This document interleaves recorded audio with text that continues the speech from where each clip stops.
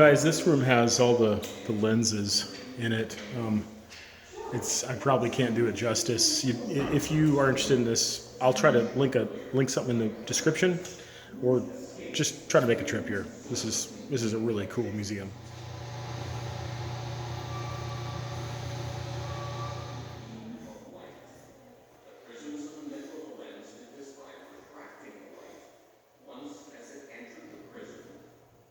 Since light enters every prism in a Fresnel lens at a different angle, each has to be aimed a little differently to make sure. I never knew prisms could be used to focus light and make it brighter. It must have really helped sailors see the lighthouses easier at night. But what about during the day? The light wouldn't have helped much on a sunny day. That's correct. The beacon at the top of the lighthouse is only lit at night or on dark, stormy days. During the day, sailors can identify each lighthouse by its shape or the way it's painted. Some lighthouses are painted with bands, diamonds, and spirals to tell them apart, while others, like the Thompson. Well, let's see what this is. Got an old anchor. That is an old anchor. Holy buckets.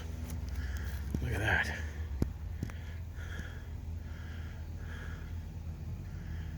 Another one.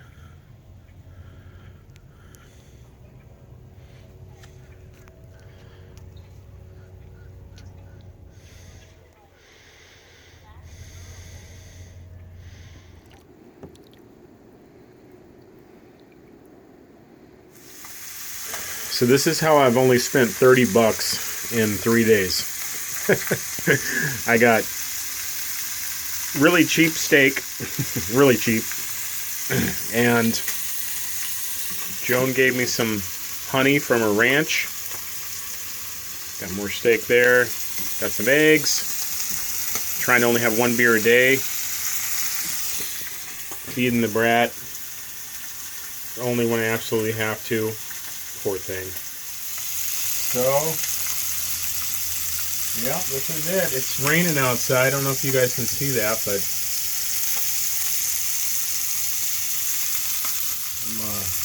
I was way back in this bay here, right back in there. But then when I kayaked back, I saw that the tide was going out. I don't think of tides because there really isn't any tides in the Great Lakes. It's so minuscule you don't really notice them. So, when I get down here, I'm like, oh yeah, tides, So, looks like it's gone down 2 or 3 feet, but so I moved the boat up from the back of the bay, just to make sure, and put it right in the middle, because that's probably where the most depth is, so.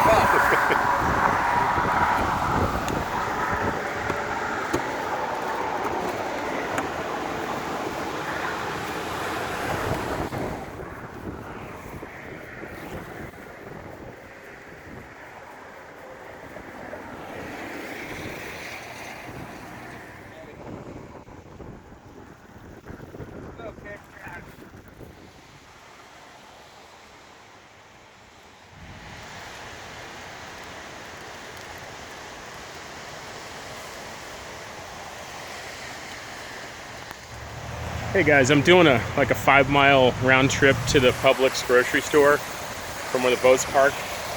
And it's raining, so I'm not filming too much because I don't want to screw my phone up. It's happened before. But I'm going to tell you a little bit about that trash that I just showed you when I get back to the boat.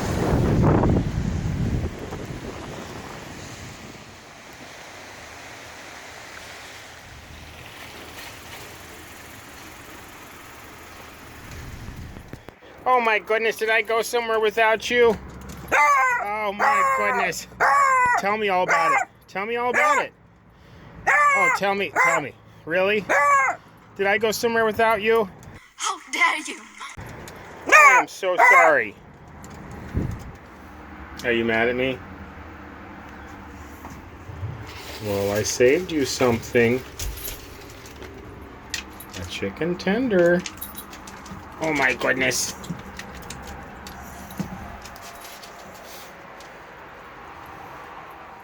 Okay guys, I'm back at the boat here. Start again here. Hey guys, I'm back at the boat here. It's been raining all day and I just walked a 5-mile round trip to Publix to get some food because I was finally running out and I was almost out of coffee. And on my way over, if I haven't shown you already, you're going to see it right after this. I ran into a guy that was net fishing off the bridge and he caught these, I have the name for them. They're called a pompano. You're technically, according to the guy at the bait shop that I just had a nice long conversation with, you're not supposed to catch them with a net, but you know, all fish, you know, you can't control what goes into your net, right? So, so he gave them to me. He gave me 3 of them, and I'm gonna fillet them right now. We're gonna see what they taste like. So stay tuned. So I thought I had a fillet knife in my tackle box, but I don't. Not the tackle box that I just threw on here when it was, you know, negative 32 degrees and I was rushing out the door. So I'm going to have to use this knife, which, you know, it's not a fillet knife, but I'll get the job done. My buddy gave it to me a long time ago. The one buddy lives in Alaska. He watches these videos. He knows who he is. Thanks, buddy. In one of the plays by Shakespeare, I think it's King Lear or something, he says, "My kingdom for a sword." I remember that from school. The king in actual wonders than a man, daring and opposite to every danger. His horse is slain, and all on foot he fights, seeking for Richmond in the throat of death. Rescue, fair lord, or else the day is lost.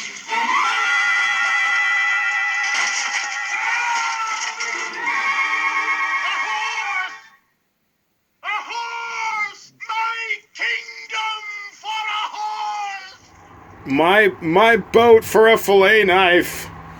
How's that for a modern version? This is brutal. This is just dumb. But I am getting some fillets off of these slowly but surely, and I mean they definitely have some meat on them, so I'll keep butchering these up. Well, here's the dismal fillets I got with that stupid. Well, it's not a stupid knife. It's a great knife, but it's not a fillet knife. Nothing really is. A fillet knife is a it's a knife of its own. It has one mission. But I did get enough meat off of those fish that I'm definitely going to get to see what one of these tastes like. So stay tuned for that. Well, look at this, guys. The tide has come up enough that that boat is almost floating.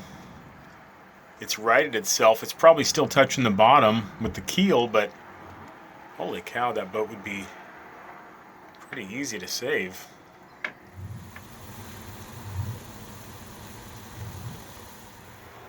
Alright guys, well, this cooks pretty fast. I'm going to try it.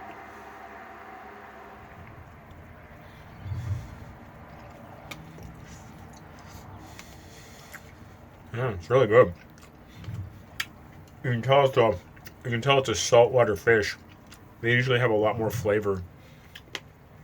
The lake trout from Lake Superior and coho is really good too, but yeah, tastes good. I could eat a lot of this. It's good. Tastes really good. I just put butter in it, so I'll just have to have a fillet knife next time.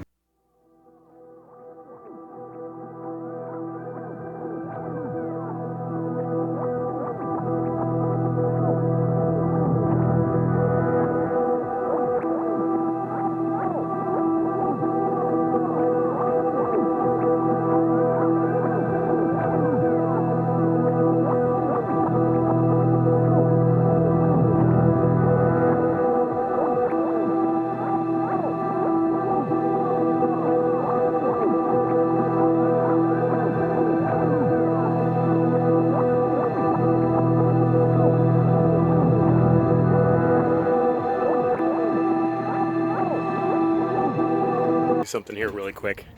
So I'm going to turn the phone around here in a minute and show you a lagoon off of the ICW here, at least in the area that I'm at. There's all sorts of what I guess they just call them lagoons, which is basically like these backwaters areas that are varying degrees of depth. The one I just pulled into, I don't have a working depth sounder still, but I tested with my pole here, and it's probably about 3 feet deep, which is enough for this boat. And as long as the tide doesn't go out too much, I should be okay in this area. But let me turn the phone around and I'll show you what I'm talking about. Okay, so I think this is going to be helpful to some people that are going to do a trip like this. So right out here, you can see the water moving a little more. Whoops, hold on. See the water moving out there? That's the ICW, and then depending on where you are on the ICW, there's all these little inlets that come into these backwaters areas. You'll see them on the map. And I wanted to find out, I mean, if I had a working depth sounder, this would just be so much easier. So I kind of had to just take it really slow. I'm starting to learn that the color of the water will tell you somewhat what the depth is, but not always. Sometimes it looks plenty deep and it's not. I've hit ground 3 times now, but no big deal. Just sandbars and, backed off them, no big deal. But this one, ooh, I just saw a fish jump. This one's about 3 feet. I came in that channel right over there, and I kind of came around, and I just like this little cove here. It's behind the wind. And I'm going to park here for a while. I'm actually going to kayak across the ICW and go to a Publix grocery store that I saw on a map. Go get a couple things, get some beers. Haven't had beers in a couple days. I'm going to get a couple beers. But I'm going to park back here, and I'm going to practice throwing my net that I got. Let me show you guys. I bought myself they call them bait nets. Most people just use them to catch bait fish, to catch other fish. But you can also just, catch fish. You can cut out the middleman, cut out the step, and just catch the fish that you want to eat. So I'm going to give it a shot off the front of the boat today when I get back. I also got some frozen shrimp, and I'm going to throw my pole out, even though I don't have a fishing license. Don't tell anybody. See if I can catch something. So I keep seeing little fish jumping, which little fish often mean big fish. So stay tuned.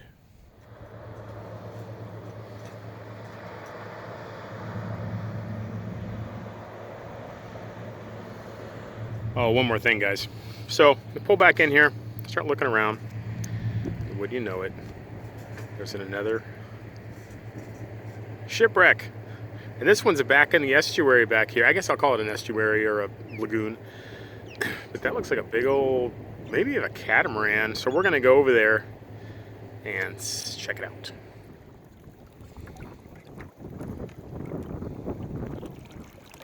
We're not the first ones that visit this boat.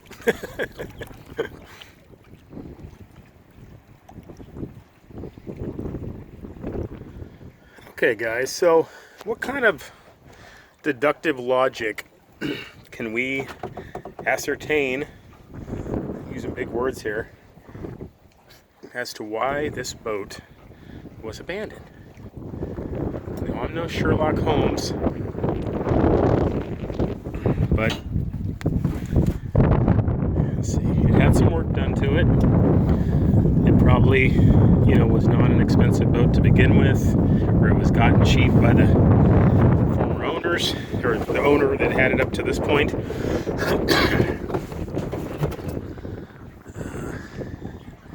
I mean, I don't know a lot about sailboats, but this looks like just another kind of run-of-the-mill sailboat. I don't know what it is. Maybe someone will know. I mean, it doesn't look terrible. Definitely been stripped down. It's moving a little bit. Oh, hi, I'm the disembodied floating head of Wavy Gravy, the star of the channel.